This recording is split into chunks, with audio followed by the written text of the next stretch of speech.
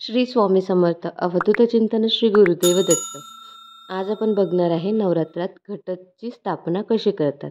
जे नवरात्र उद्यापासून सुरू होत आहे, तर आपल्या सगळ्यांकडे कोणाकडे असते कोणाकडे नसते, तर घट कसा स्थापन करायचा ते आपण आता बघणार आहे.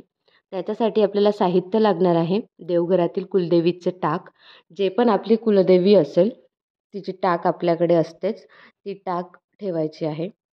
वेळूची टोपली, माती, मातीचा घट, कोरे लाल वस्त्र, विड्याची 11 पाने, माळ लावण्यासाठी मंडपी, पाट किंवा चौरंग, अखंड दीप, हळदी कुंकू, धूप दीप, खडीसाखर, दुर्वा, फुलं, सुपारी, पाणी, ताम्हण, पळी, नित्यसेवेचा ग्रंथ आणि आसन.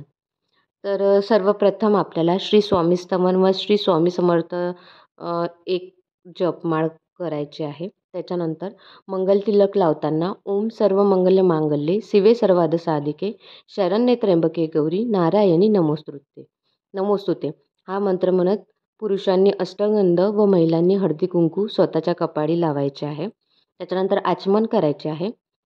आचमन करताना तळहातावर पाणी घेऊन 4 मंत्र म्हणायचे आहेत आणि ते पाणी पिऊन घ्यायचे आहे. मंत्र असे आहे. पहिला मंत्र ओम ऐं आत्मतत्वं शोधायामी नमः स्वाहा. दुसरा मंत्र ओम ब्रीं विद्यातत्वं शोधायामी नमः स्वाहा. ओम क्लीं शिवतत्वं शोधायामी नमः स्वाहा. चौथा मंत्र ओम ऐं ब्रीं क्लीं सर्वतत्वं शोधायामी नमः स्वाहा. हे मंत्र मी डिस्क्रिप्शन बॉक्समध्ये तुम्हाला देईल, तिथे बघून तुम्ही म्हणू शकता. त्याच्यानंतर प्राणायाम करायचा आहे गायत्री मंत्र म्हणत. त्याच्यानंतर संकल्प करायचा आहे. तर संकल्पासाठी उजव्या हातात 2 पळी पाणी घेऊन त्यात अक्षता फुलं टाकून खालील संकल्प करावा व नंतर पाणी सरळ समोरील ताम्हणात सोडून द्यावे. तर संकल्प असा करायचा, मी अमुक गोत्रात उत्पन्न, अमुक नावाचा किंवा नावाची, माझ्या सर्व कुटुंबाला क्षेम, स्थैर्य, आयु, आरोग्य, विद्या, ऐश्वर्य प्राप्तीसाठी, वर्धनासाठी, सर्व दुरित उपशमनासाठी, अशुभ शक्तींचे भय उपद्रव निवारण्यासाठी, आर्थिक सबलीकरणासाठी, आदित्याती सकल ग्रह पीडा शांतीसाठी, त्रिविध ताप निरसनासाठी, तसेच श्री कुलदेवी व श्री कुलदैवत व श्री सद्गुरूची अखंड अचंचल अभेद्य भक्ती सेवा व सान्निध्य प्राप्तीसाठी, प्रतिवर्षी कुलाचाराच्या अंगभूत श्री घटस्थापना, अखंड दीप प्रज्वलन आणि श्री दुर्गा सप्तशती संस्कृत किंवा प्राकृत ग्रंथाचे अमुक संकेत पाठाचा संकल्प करीत आहे. या प्रकारचे आपल्याला संकल्प करायचा आहे. त्याच्यानंतर श्री गणपती अथर्वशीर्ष 1 वेळा पठण करायचे आहे. नंतर अखंड नवार्णव मंत्राचा जप करील पुढील कृती म्हणायची आहे.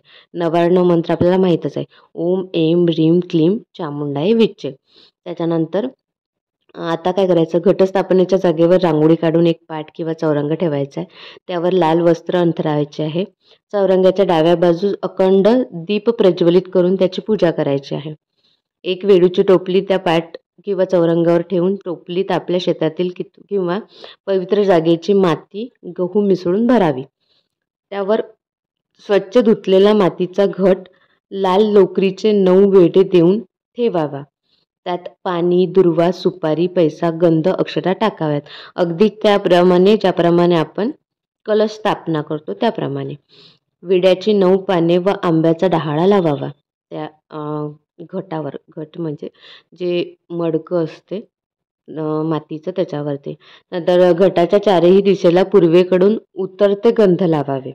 घटावर एका तांब्याच्या ताटलीत किंवा स्टीलच्या ताटलीत तांदूळ भरून ठेवावे. खालीलप्रमाणे कुलदेवीची पूजा करावी. आता ओम सर्व स्वरूपे सर्वेश्वे सर्वभक्ती समन्विते भयभ्य त्राही नो देवी दुर्गे देवी नमोस्तुते असं म्हणून टाकास नमस्कार करावा. देवीच्या टाकावर 16 किंवा 1 वेळा श्रीसूक्त म्हणून अभिषेक करावा. घटावर विड्याची 2 पाने पूर्वेकडे देठ करून ठेवावी. त्यावर देवीचा झाक झोपून ठेवावा. नंतर टाकाची पंचोपचारे पूजा करायची आहे. नंतर ध्यान करायचे आहे.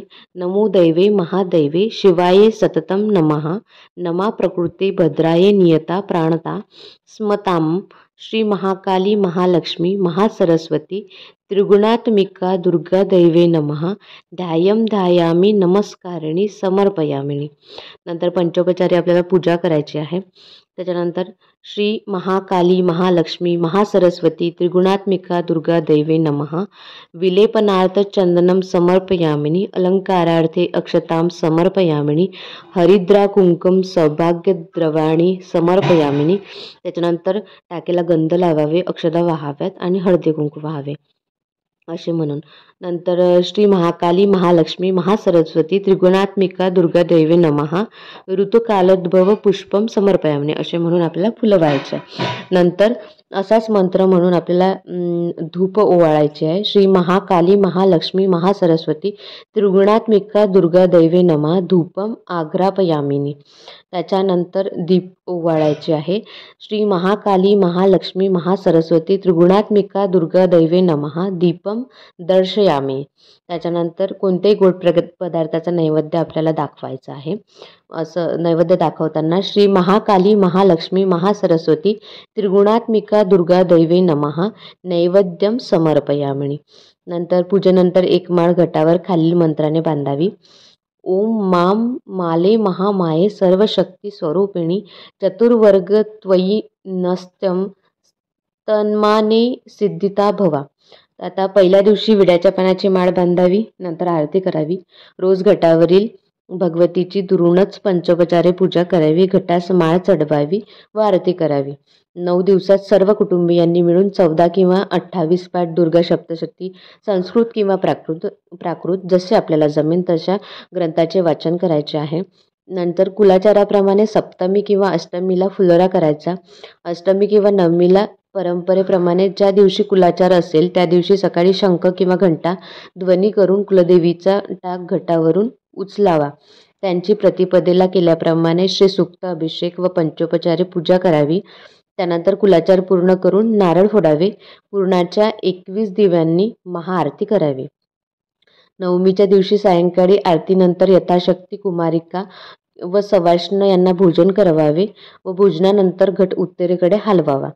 दसऱ्याच्या दिवशी सीमोल्लंघनास जाताना घट टोपली प्रवाहात विसर्जन करावी.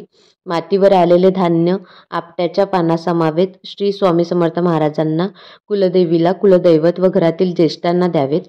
प्रसाद म्हणून स्त्रियांनी केसात माळावेत व पुरुषांनी टोपी खाली किंवा कानावर धारण करावेत. घटाची माती आपल्या क्षेत्रात अथवा पवित्र ठिकाणी विसर्जित करावी. श्री स्वामी समर्थ.